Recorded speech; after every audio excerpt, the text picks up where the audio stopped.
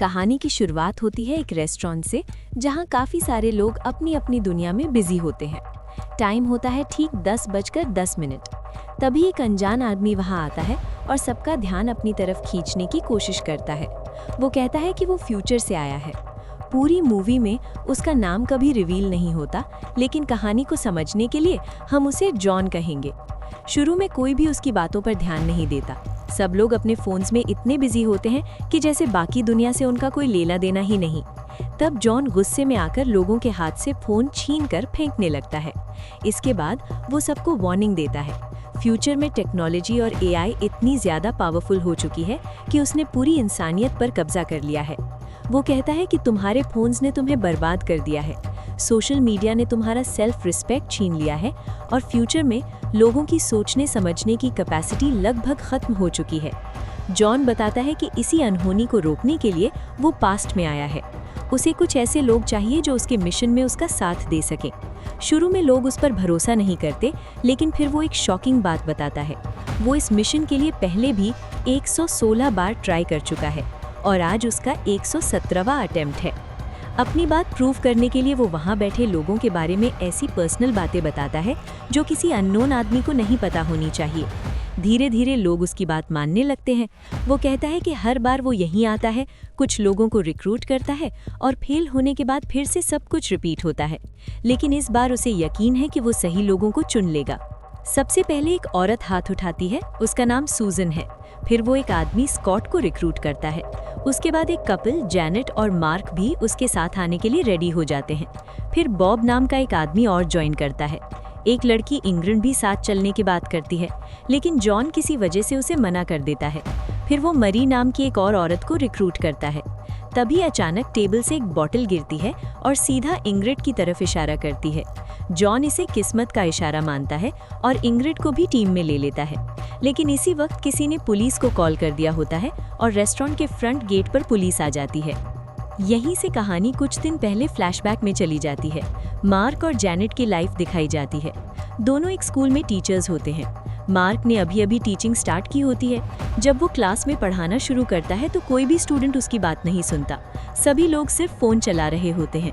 जब वो एक बुक पढ़ाने की कोशिश करता है, स्टूडेंट्स कहते हैं कि वो उस बुक को फ़ोन पर पढ़ सकते हैं या ऑडियो बुक सुन सकते हैं। वो ऑनलाइन रेटिंग चेक करते हैं और कहते हैं कि बुक की रेटिंग अच्छी नहीं है, इसलिए वो बेकार है। एक लड़की हाथ उठाकर कहती है कि उसे पेप्सी पीनी है। वो कहती है कि सुबह से उसने पेप्सी नहीं पी और अब उसे ज़रूरत है। ये सब देखकर मार्क को बहुत अजीब लगता है। ब्रेक के दौरान वो दूसरे टीचर्स से बात करता है और पूछता है कि क्या क्लास में फ़ोन यूज़ करना अलाउड है। टीचर्स कहते हैं कि आजकल ये नॉर्मल है। एक टीचर तो ये भी बताता है कि उसने एक स्पेशल गन बनाई है जो स्टूडेंट्स के फ़ोन्स को टेम्परेरीली जैम कर देती है ताकि उनका ध्यान पढ़ाई पर आए। अगले दिन जब वो क्लास में जाता है तो फिर वही हाल होता है। कोई उसकी तरफ ध्यान नहीं देता। सब स्टूडेंट्स अपने फ़ोन्स पर रील्स स्क्रॉल कर रहे होते हैं, लेकिन ये रील्स नॉर्मल नहीं होती। ये इतनी फास्ट और अजीब होती हैं कि देखने वाले को हिप्नोटाइज कर देती हैं।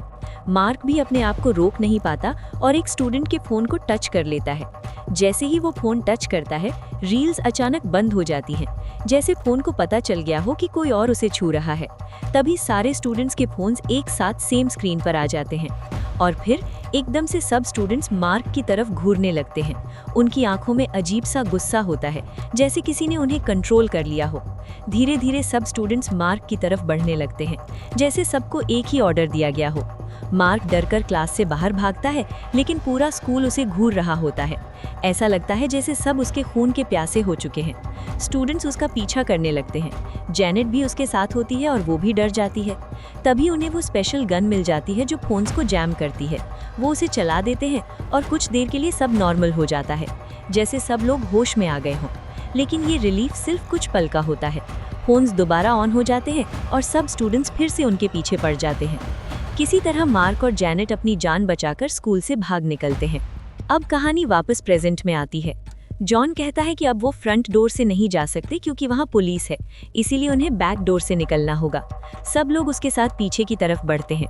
लोग उससे पूछते हैं कि अगर वो यहाँ इतनी बार आ चुका है तो भागने का रास्ता उसे पता होना चाहिए, लेकिन जॉन कहता है कि हर बार सिचुएशन थोड़ी डिफरेंट होती है।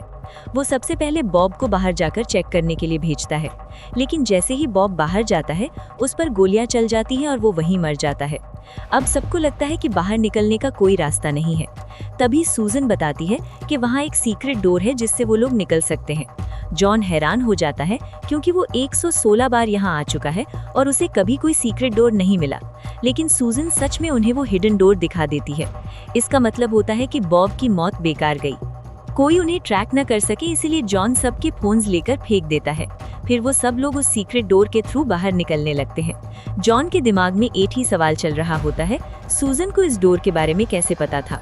लेकिन बाकी लोग कहते हैं कि अब इस बात का कोई मतलब नहीं है, उनकी जान बच गई, वही सबसे इम्पोर्टेंट है। अब कहानी फोकस करती है सूजन पर और कुछ दिन पीछे जाती है। सूजन की जिंदगी एकदम नॉर्मल चल रही होती है, लेकिन फिर उसकी लाइफ में एक काला दिन आता है। उसका बेटा डैलन जो स्कूल में पढ़ता है, एक दिन उसी स्कूल में शूटिंग शुरू हो जाती है। इस हादसे में बहुत सारे बच्चे मारे जाते हैं और उन्हीं में डैरन भी होता है। ये सब देखकर सूजन पूरी तरह टूट जाती है।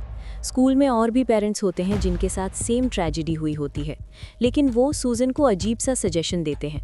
वो कहते हैं कि टेंशन लेने की ज़रूरत नहीं है, बस इस कंपनी के नंबर पे कॉल करो, सब ठीक हो जाएगा। उस वक्त सूजन को कुछ समझ नहीं आता। वो शौक में अपने घर लौट आती है। घर की खामोशी और अपने बेटे की कमी उसे अंदर से तोड़ देती है। तब उसे याद आता है वो नंबर और वो कॉल करने का डिसीजन लेती है। कॉल के बाद कंपनी वाले उसे अपने ऑफिस बुलाते हैं। वहाँ एक आदमी उससे मिलता है और कहता है कि उनकी कंपनी उसके बेटे को क्लोन कर सकती है, वो डैरन को वापस जिंदा ला सकते हैं। वो ये भी कहता है कि शायद उसकी पर्सनैलिटी में थोड़ा बहुत फर्क हो, लेकिन बाकी सब सेम होगा। वो आदमी बताता है कि क्योंकि डैरन एक स्कूल शूटिंग में मारा है, इसलिए गवर्नमेंट भी इस क्लोनिंग के खर्चे का बड़ा हिस्सा देगी। ये सुनते ही सूजन के अंदर एक उम्मीद जगती है। फिर वो आदमी एक और ऑप्शन देता है। अगर सूजन पैसे और कम करना चाहती है तो क्लोनिंग के दौरान एडवर्टाइजमेंट्स ऐड किए जा सकते हैं। सूजन वो समझ नहीं आता कि इसका क्या मतलब है। तब वो समझाता है कि बीच बीच में उसका बेटा कुछ ब्रांडेड चीज़ें प्रमोट करेगा, जैसे बार बार पेप्सी मांगना या किसी प्रोडक्ट का नाम लेना। सूजन के लिए ये सब मैटर नहीं करता, उसे बस अपना बेटा चाहिए होता है। फिर वो आदमी उससे डैरन की पर्सनैलिटी के बारे में पूछता है। वो कहता है कि अगर चाहे तो वो डैरन की पर्सनैलिटी को मॉडिफाई भी कर सकता है, उसे ज़्यादा फ़नी या स्पोर्टी बना सकता है, लेकिन सूजन मना कर देती है। वो कहती है मुझे बस मेरा बेटा वापस चाहिए जैसा वो था। क्लोनिंग प्रोसेस शुरू होता है और कुछ ही देर में डैरन उसके सामने खड़ा होता है। सूजन खुशी से भर जाती है, लेकिन जल्द ही उसे महसूस होता है कि डैरन पहले जैसा नहीं है। घर जाते हुए डैरन अचानक कहता है कि उसे पीच टी पीनी है और वो उसकी कैलोरीज, फ्लेवर्स और फीचर्स एकदम एडवर्टाइजमेंट की तरह बताने लगता है। तब समझ आता है कि वो एड्स एक्चुअली उसके बिहेवियर का हिस्सा बन चुके हैं। घर पर सूजन उससे बात करने की कोशिश करती है, लेकिन डैरन इमोशनली कनेक्ट नहीं करता। वो बस कहता है कि वो खेलने जा रहा है और अपनी ही इमेजिनेशन में खो जाता है। कंफ्यूज्ड और परेशान होकर सूजन उन पेरेंट्स से मिलती है जिन्होंने उसे ये क्लोनिंग का आइडिया दिया था।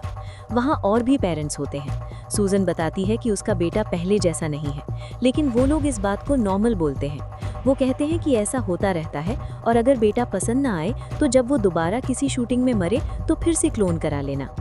एक पेरेंट तो यहाँ तक कहता है कि उनका बेटा 4 बार मर चुका है और हर बार उन्होंने उसे अलग पर्सनैलिटी के साथ क्लोन करवाया है।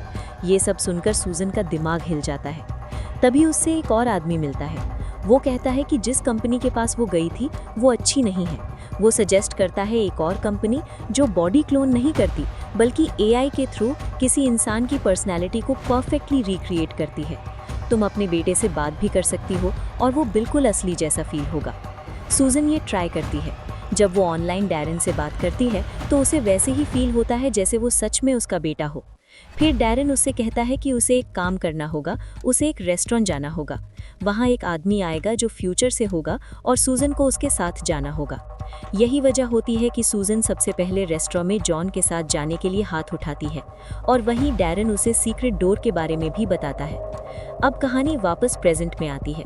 रेस्टोरेंट से बाहर निकलते ही जॉन सबको अपना प्लान बताता है।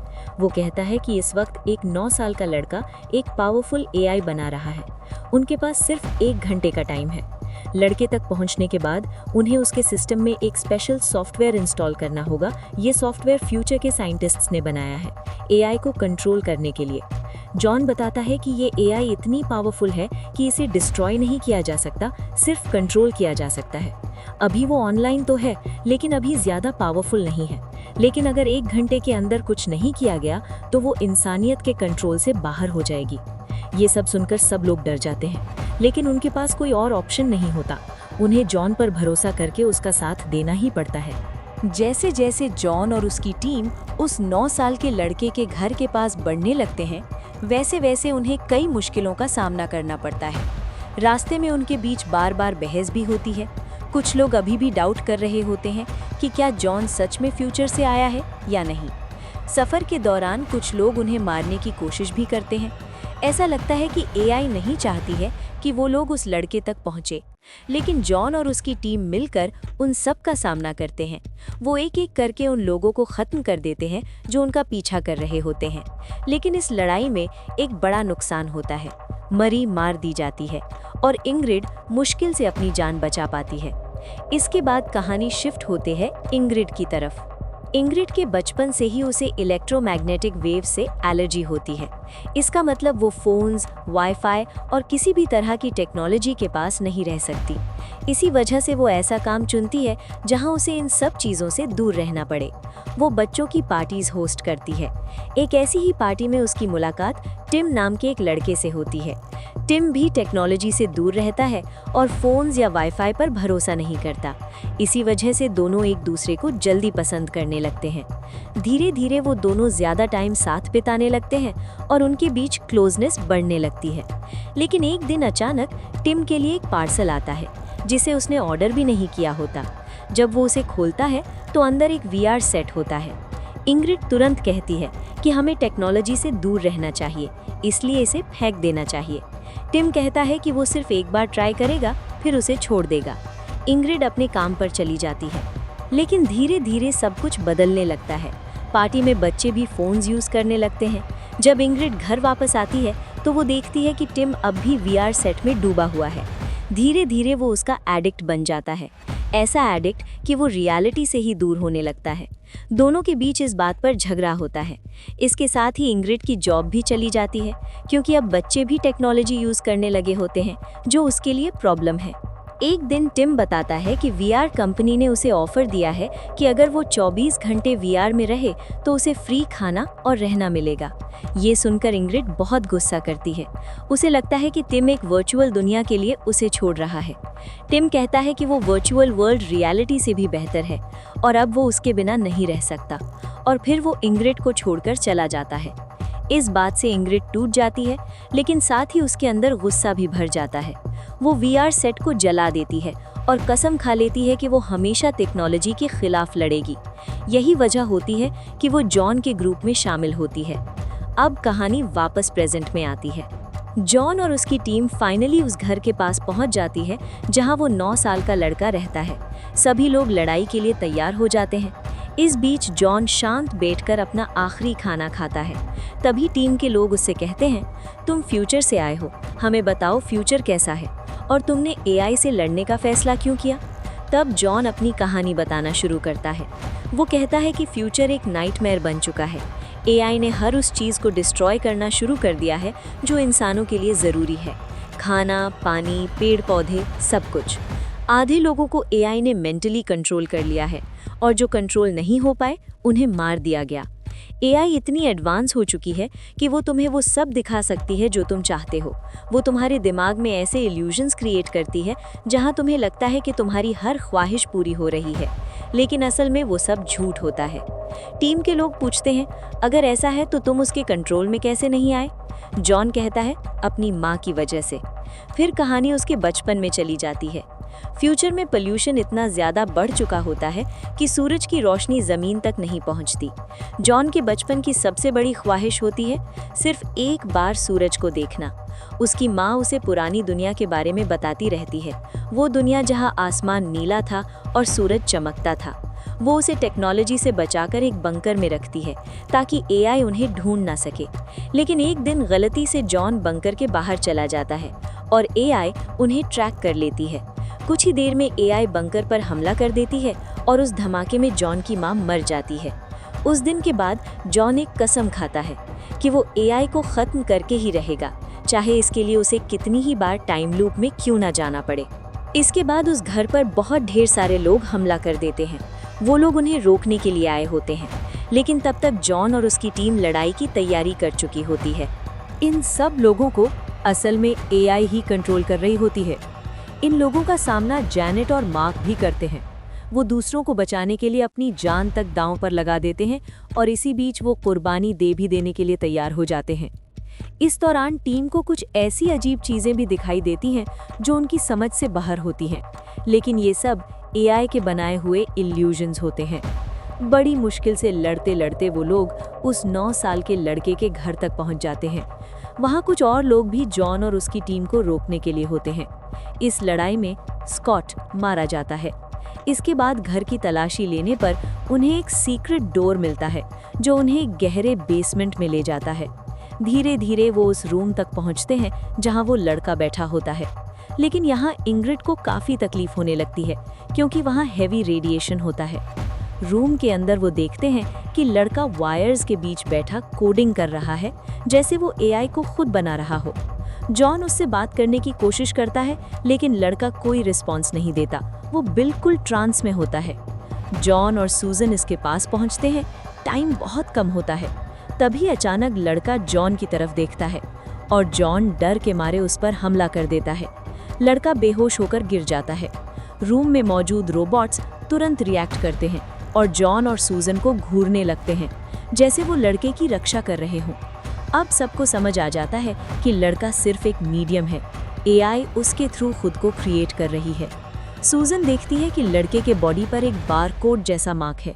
इसका मतलब वो लैब में बनाया गया है। अब जॉन तुरंत अपना सॉफ्टवेयर इंस्टॉल करना चाहता है, लेकिन उसे समझ नहीं आता कि पेन ड्राइव कहाँ लगाए। सिर्फ 3 मिनट बचे होते हैं। तभी डैरेन सूजन को गाइड करता है। वो कहता है कि डिवाइस में पेन ड्राइव लगाकर किसी भी वायर से कनेक्ट कर दो, फिर वो एआई सिस्टम में सॉफ्टवेयर अपलोड कर देगा।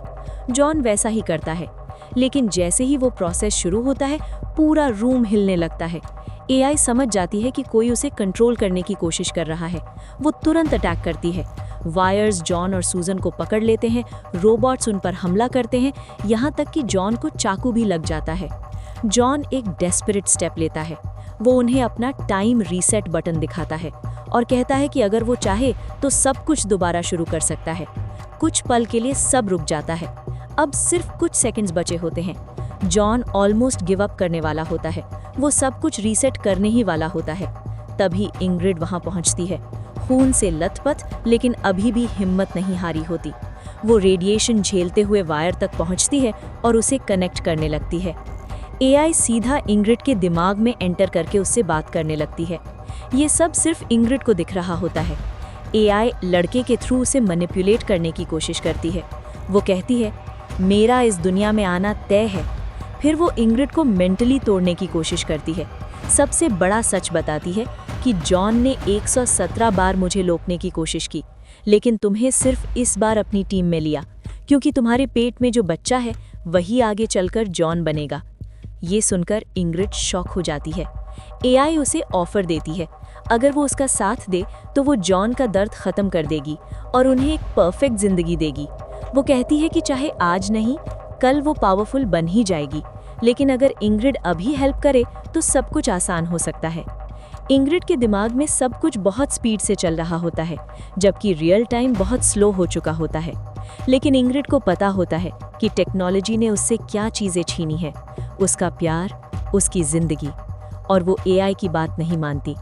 आखिरी 2 सेकंड्स में वो वायर कनेक्ट कर देती है। तुरंत सॉफ्टवेयर इंस्टॉल हो जाता है। एआई का कंट्रोल टूट जाता है।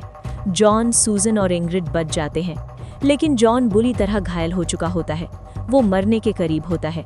लड़का भी नॉर्मल हो जाता है, जैसे वो एआई के कंट्रोल से फ्री हो गया हो। वो लोग वहाँ से बाहर निकल जाते हैं। अब सब कुछ नॉर्मल लगने लगता है। इंटरनेट गायब हो चुका होता है। जैनेट और मार्क भी इस बार बच जाते हैं। डैरेन भी नॉर्मल हो जाता है और सूजन से मिलता है। इंग्रिड पहली बार जॉन से सीधा बात करती है। वो कहती है, तुम मेरे बेटे हो और मुझे तुम पर गर्व है। ये सुनकर जॉन इमोशनल हो जाता है और फिर उसकी ज़िंदगी का सबसे बड़ा सपना पूरा होता है। वो पहली बार सनराइज़ देखता है। लेकिन अचानक उसे कुछ अजीब महसूस होता है। उसकी हर इच्छा पूरी हो रही होती है और वो समझ जाता है ये रियलिटी नहीं है। वो इंग्रिड से अलविदा कहता है और अपना रीसेट बटन दबाता है और फिर वो दोबारा पास्ट में चला जाता है। इंग्रिड शॉक में रह जाती है। तभी उसका बॉयफ्रेंड भी वहां आ जाता है, बिल्कुल नॉर्मल। तब इंग्रिड को समझ आता है ये सब एआई का इल्यूजन है। वो कभी भी एआई से फ्री नहीं हुई थी। जॉन ने पहले ही वॉर्न किया था, अगर कभी तुम्हारी सब इच्छाएं पूरी होने लगे तो समझ जाना कि तुम सच्चाई में नहीं हो। इंग्रिड जैसे ही ये समझती है वो घबरा जाती है। तभी वो देखती है वो छोटा लड़का उसे घूर रहा है। वो सबको बताने की कोशिश करती है, हम जीते नहीं, हम हार चुके हैं। लेकिन तब तक पुलिस उसे पकड़कर ले जाती है और एआई ये सब देखकर सेलिब्रेट कर रही होती है। फिर एक बार वही रेस्टोरेंट का सीन, टाइम 10:10 और जॉन फिर से एंटर करता है। इस बार ये उसका 118वां अटेम्प्ट होता है। वो सीधा इंग्रिड के पास जाता है, लेकिन इस बार वो अपनी स्ट्रैटेजी बदल देता है। वो कहता है कि एआई को कंट्रोल करना मुश्किल है, लेकिन उसे अवॉइड करना आसान है। अगर लोग टेक्नोलॉजी से दूर रहें तो एआई कभी पावरफुल बन ही नहीं पाएगी, जैसे इंग्रिड रहती है, क्योंकि रेडिएशन से उसे एलर्जी है। इस बार वो सबसे पहले इंग्रिड को रिक्रूट करता है और फिर एक बार अपना इंट्रोडक्शन देता है। एक और अटेम्प्ट एआई को रोकने के लिए। कहानी यहीं खत्म होती है।